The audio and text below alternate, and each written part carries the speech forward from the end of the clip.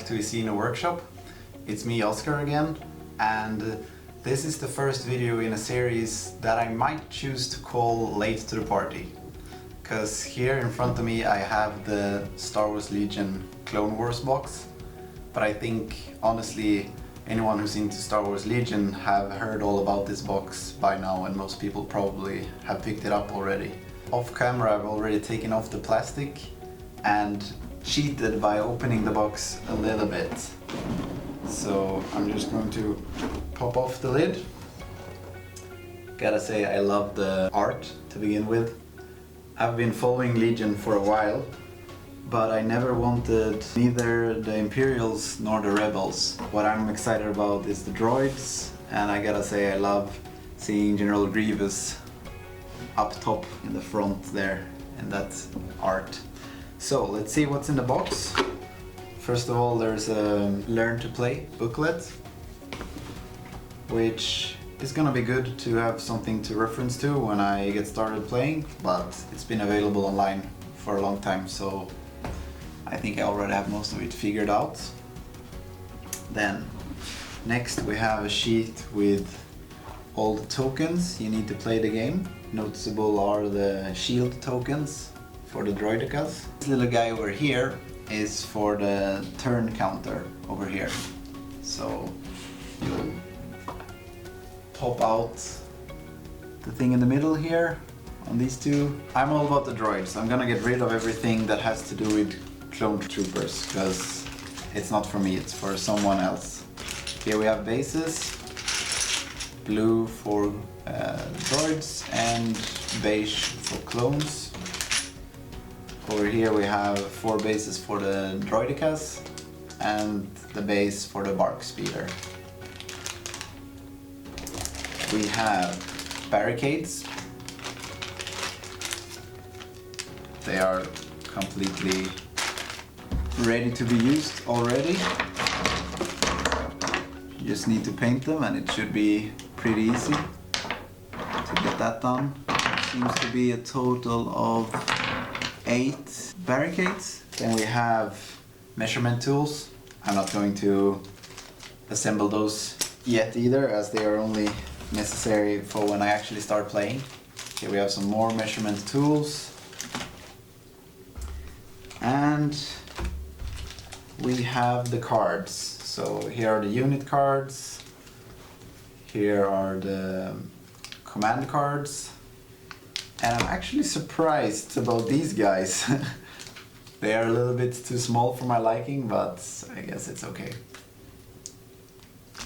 Now for the most important part, that is definitely going to have me spending the most time getting ready. It's all the sprues. And I'm very happy about the fact that the Separatists half of the set comes on sprues. So here we go. These are for the Droidekas. Here's General Grievous. I think almost all of General Grievous is on one single sprue actually. Droidekas.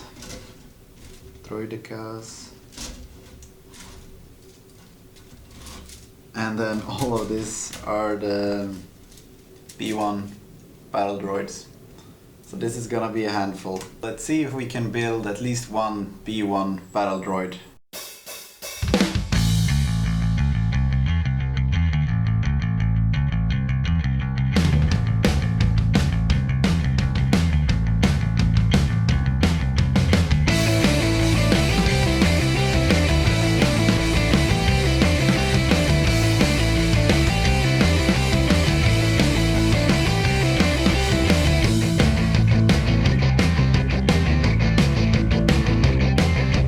Turn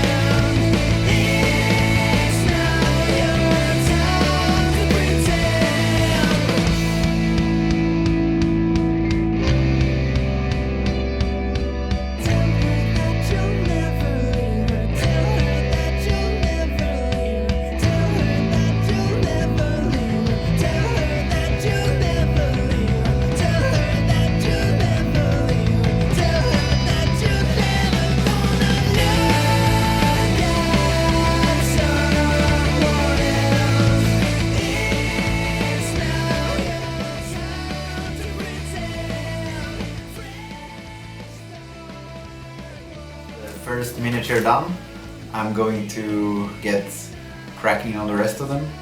So this was the leader of one of the units.